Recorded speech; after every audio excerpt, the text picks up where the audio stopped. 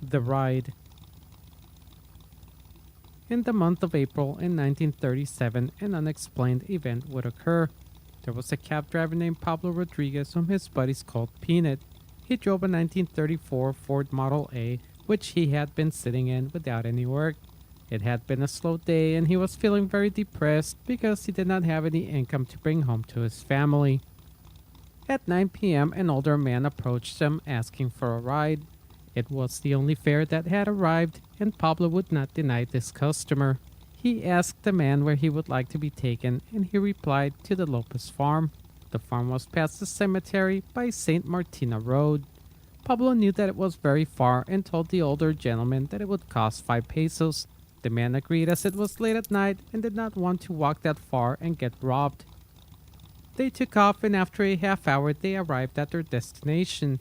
Pablo got paid, said his goodbyes, and started his way home.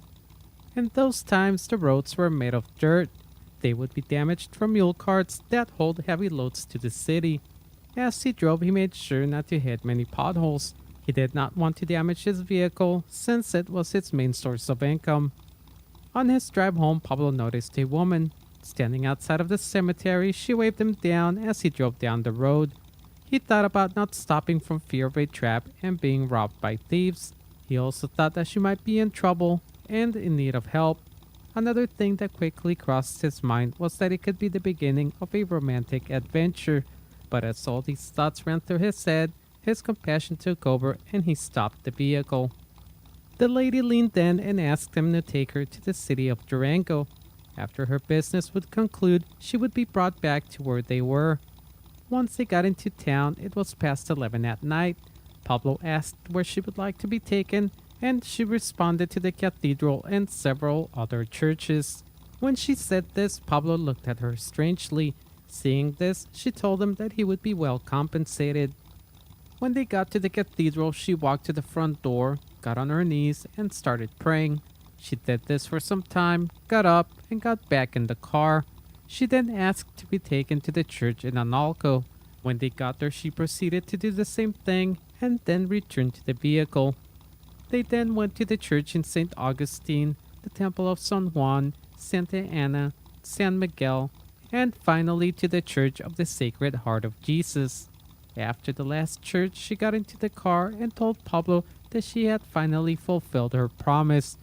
She then asked to be taken back to the cemetery where he had picked her up. Pablo took off towards the cemetery while asking himself, who is she? Where is she from? Where is she going? Why is she visiting churches at this time? Where does she live? When they arrived at the cemetery, she asked for a pen and paper. A note was written inside it, and she signed it for Peanut. She then asked the driver to deliver it to an address that was written on it. He would take it in the morning and be compensated for his services. Pablo read the note and saw that it sent him to a doctor she knew. He asked how would the doctor know she sent them, so she removed a ring and gave it to Pablo. She told him that if the doctor did not pay, to then keep the ring as it was worth a lot of money. Not wanting to argue, he took the ring and placed it upon his pocket. As he was turning back to talk to her, in his peripheral vision he swore he saw her walk into the cemetery. When he turned and was facing where she had been standing, there was no one there. Very nervously, he went home as it was 3 in the morning. He told his wife of what had happened and she told him not to worry. In the morning, he would see the doctor and be compensated for his services. Pablo could not sleep the rest of the night. In the morning, he finally fell asleep and woke up late at 11. When he awoke and saw the time, he rushed off to get paid. When he arrived at the address with his story, the doctor suspiciously let him in. As the doctor read the note, he had a look of surprise on his face. He calmed himself and took the ring, inspected it, and said, "This is Josephine's." He gave Pablo 20 pesos and told him to return in a few days. When Pablo left, he called a calligrapher to examine the note that was brought by the driver. When placed against other papers it had been written, the writing had matched his wife's. The other proof of her visit was the ring that she had taken to the grave. Inside the ring was an inscription that had been commissioned by the doctor. It was proven by the calligrapher and family members that it was her writing on the note. It was as if she was letting them know that she was okay and that life doesn't end after death. Once Pablo returned, he was given 200 pesos as his reward. When the story broke out, it spread like wildfire all over the city. Some of the elderly from that time still remember and talk about that event. Josephine came from the grave for a promise that had to be kept.